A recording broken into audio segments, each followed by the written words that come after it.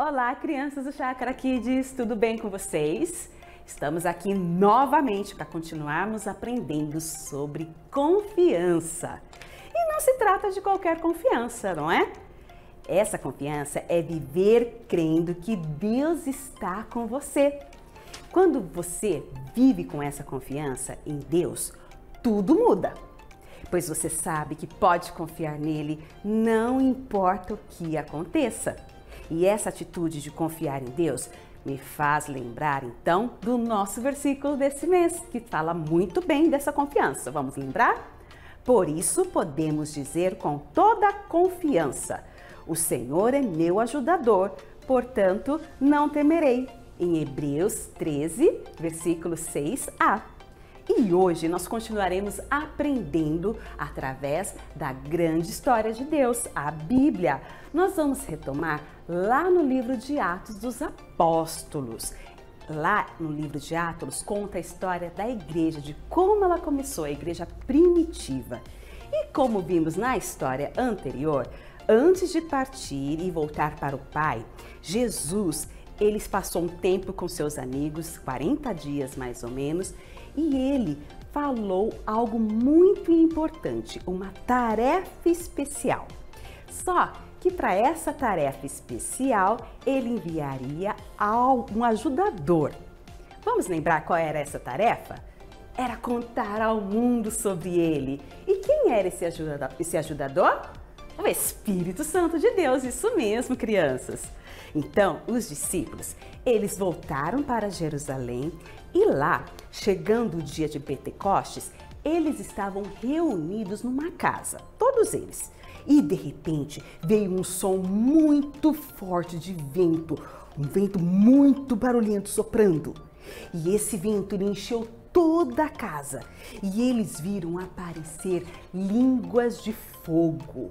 E estas línguas de fogo, logo elas se separaram e pousaram sobre cada um deles. E eu vou ler para vocês o que aconteceu em seguida. Tá lá em Atos capítulo 2, versículo 4, diz assim: todos ficaram cheios do Espírito Santo e começaram a falar em outras línguas, conforme o Espírito os habilitava.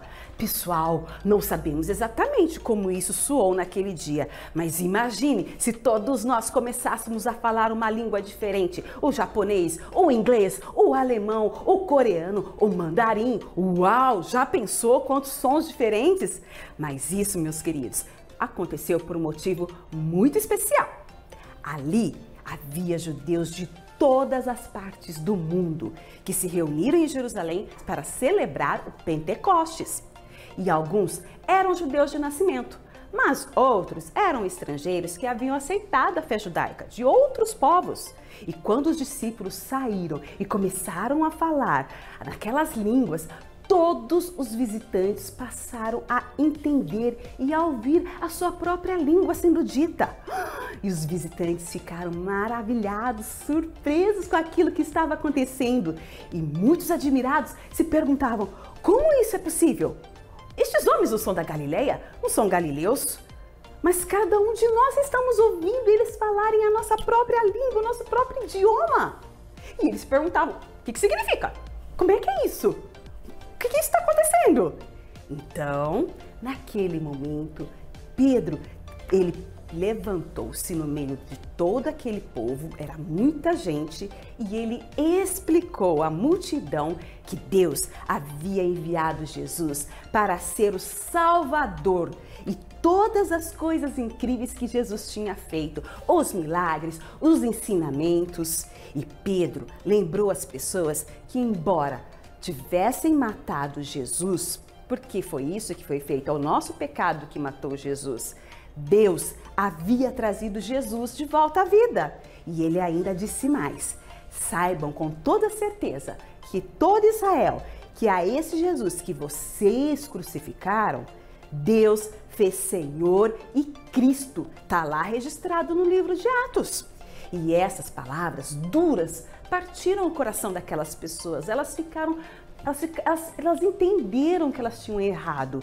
E aí elas perguntaram para Pedro e para os outros apóstolos: o que a gente pode fazer para mudar isso? O que a gente pode fazer? Então Pedro disse: se arrependam, peçam perdão pelos seus pecados e cada um seja batizado em nome de Jesus Cristo. E aí vocês receberão a dádiva do Espírito Santo de Deus. Naquele dia, crianças, mais de 3.000 pessoas depositaram a sua fé em Jesus e todos aceitaram a mensagem de Pedro e todos foram batizados. Imaginem, crianças, aquela cena.